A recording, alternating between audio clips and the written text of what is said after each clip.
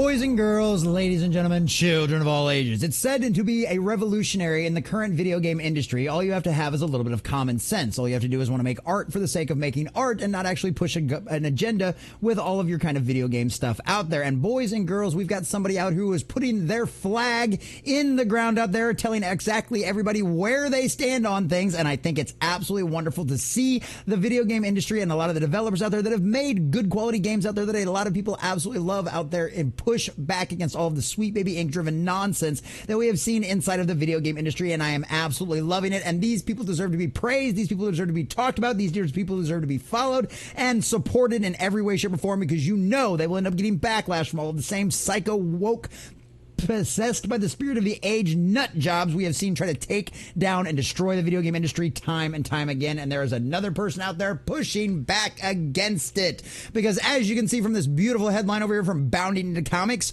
Moon Studios CEO and Ori series director refuses to force DEI stuff into the games. Says he finds the entire approach perverted. And boy, if not perversion is not the perfect way to describe all of this, because as the great, very much paraphrased quote from our great J.R.R. Tolkien has been said in the past, evil cannot create anything. It can only corrupt what already exists. And that's exactly what we've seen. A perversion of all of the beautiful, wonderful things that we have enjoyed out of the video game industry for so long. Beautiful women, good storytelling, games that aren't broke and don't force an agenda and force you into doing political side missions out there, trying to drive and brainwash you into a thinking that has been rejected by the majority of the world out there time and time again.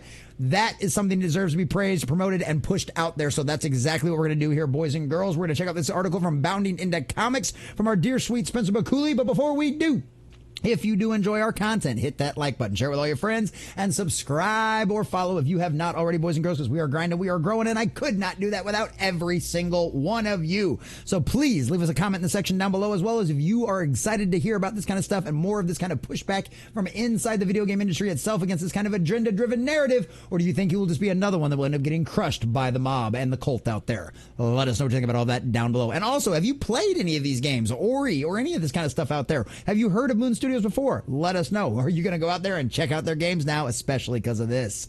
So from Spencer McCooley over there, Bounding into Comics. It seems that among video game industry, there still exists some creators who believe in the concept of artistic integrity. And one of them is none other than Moon Studios CEO Thomas Mahler. And I think it's very ironic and kind of funny and just maybe serendipitous that his last name is Mahler, although spelt differently than the Mahler inside of the Fellowship, who pushes back against this kind of stuff in the entertainment industry. Mahler, who in addition to founding and leading said studio, also directs its twin hits, Ori and the Blind Forest and Ori and the Will of Wisps, made clear his dedication to his craft in a lengthy statement published to his personal Twitter account on October 13th.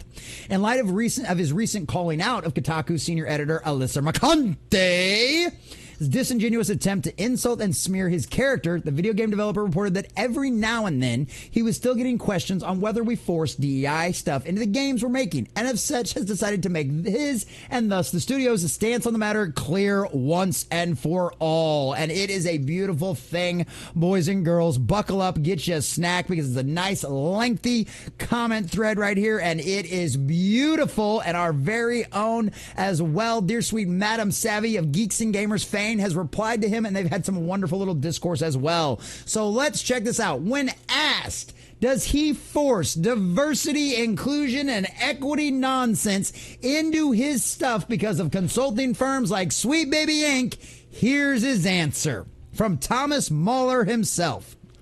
I'm still every now and then getting questions on whether we force DEI stuff into the games we're making. So let me make it clear once and for all. Absolutely not. Hear, good sir. I find that entire approach perverted. I'm an artist. I would rather quit than have someone else tell me how we should do our art. That would make a mockery out of everything I believe in. Exactly. Where are the artists standing up with their passion to say, no, I have an idea. I have talent. I know I can do this. I will do my own thing my own way, and I won't have anyone tell me otherwise. Oh, that's right. Because we have a bunch of weak-willed beta male cuck soy boy bitches inside of the video game industry that will not stand up to this woke agenda, and they are failing flat because of it. it. Well, guess what, boys and girls? Here's a man, here's an artist who is willing to stand up for his art as he should be. He will not have you make a mockery of his art. I've been very much outspoken on how I feel about consulting, and I still feel very strongly that if people haven't lived the process and don't have to think about the issue at hand 24/7, they will always deliver worse work than those who do. Color us shocked there. Yes, Sweet Baby Inc., how many successful video games have you produced? How many video games has your company produced out there that have gone on to be smash hits and be financially successful? Oh, that's right. You're not doers. You're just talkers and use mob tactics to destroy other people's great and incredible art. Well, guess what? Moon Studios is a place that's not going to put up with your BS. When it comes to the stories we're telling, I always approach it from a human angle first and foremost, and let the story tell me where it needs to go, which anybody that's written a story or done any kind of art, that's the flow you get into, and that's where it goes. Me personally, I think it's divine influence. I think it's the Holy Spirit moving us to create beautiful works of art that will inspire people to look towards God and look towards beauty in the world and be inspired, which is what art is supposed to do. If it tickles me to have a gay character in our story, I feel like the character would be fascinating, then I will push for it. But I would never make a character gay simply because some outside party, Sweet Baby Inc., Aletha Mercante, told me that it's hip to do so, that we might face backlash if we don't. Oh yes, calling out the mob tactics that companies like Sweet Baby Inc. and all of the rest of these people use. Well, if you don't do it, if you're not diverse and inclusive activists, we'll send our little activists, we'll send our little mob after you. Well, guess what? We're finding no matter how much your mob screams, it does not actually represent any significant portion of the population, which is why go woke, go broke is being proven time and time again, especially in the video game industry. By the way, how'd that work out for the Saints Row reboot? I guess I can't even remember at this point. And fundamentally, art fundamentally doesn't work that way. Absolutely. Paint by the numbers is never going to give you anything interesting and inspiring. It's only going to give you the same boring, bland work that everybody else does, which is what we've seen in the video game industry.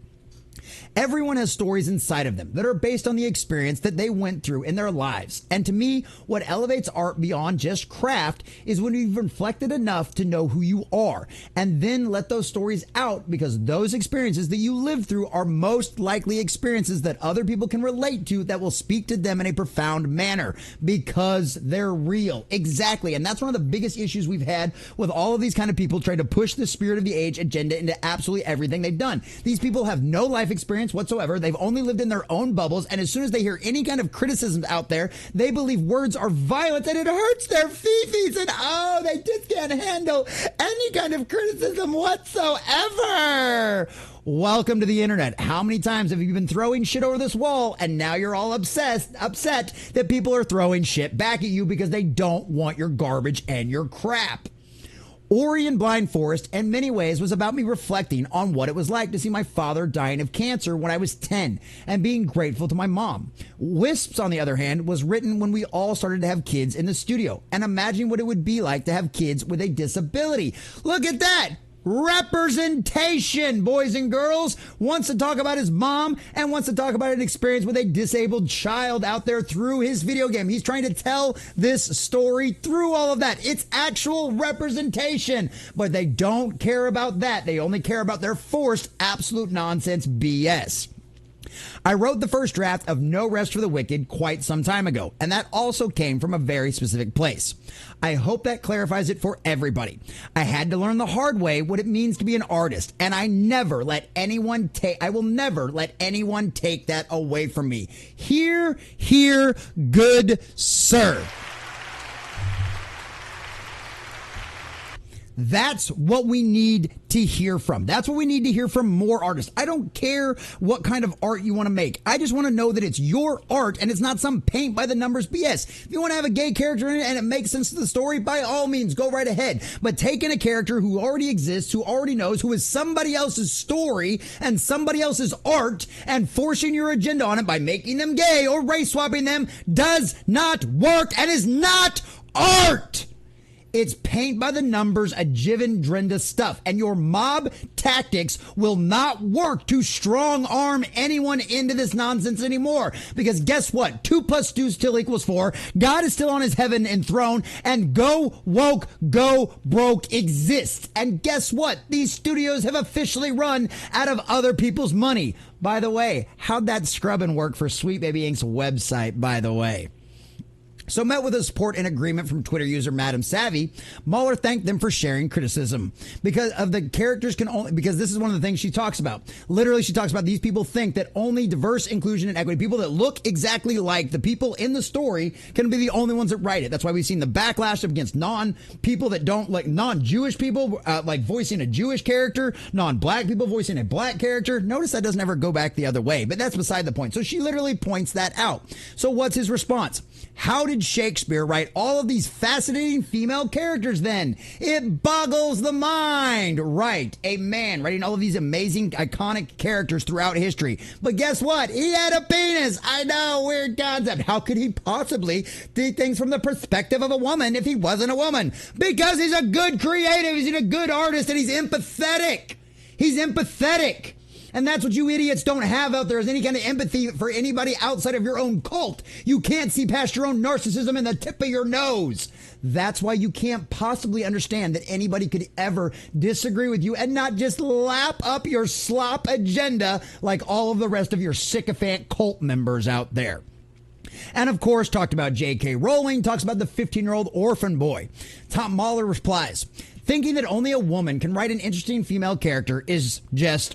I don't like to speak that way online, but it's naive at best and ignorant at worst. He probably would prefer to call it fucking retarded, which is exactly what it is. J.K. Rowling had never been a 15-year-old boy, but he sure as hell gave us a great Harry Potter, now didn't she? If a male writer can write female characters such as Beatrice or Lady Macbeth, to me, that is case closed. And amen to this, boys and girls. I'm pretty sure I already own one of the video games from Moon Studios because I've seen it played in my house, and I know a lot of people really enjoyed it out there, but shout out to Moon Studios CEO. If you've got a little extra cash, maybe go on to Steam or wherever their games are available and pick a copy up, because teams like this, people like this, companies like this that are willing to stand up and make their voices heard, plant their flag in the ground, and show that they are not going to put up with any of this diversity, inclusion, and equity, mob-like, agenda-driven, spirit-of-the-age bullshit, deserve to be supported, because for far too long, the cult had way too much power because they controlled so many institutions and they can silence us in any way, shape, or form. Well, guess what? Times are changing. That no longer happens this anymore, and woke is going to die. It will change forms, and we have to continue to be good watchers on the wall and protect against this kind of nonsense ever infesting any of our favorite franchises or any of our industries ever again.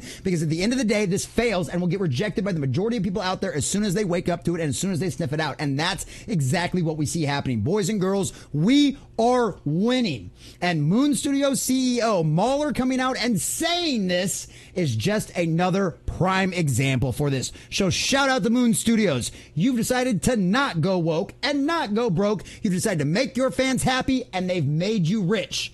Shout out, Mahler. You've gotten exactly what you've deserved.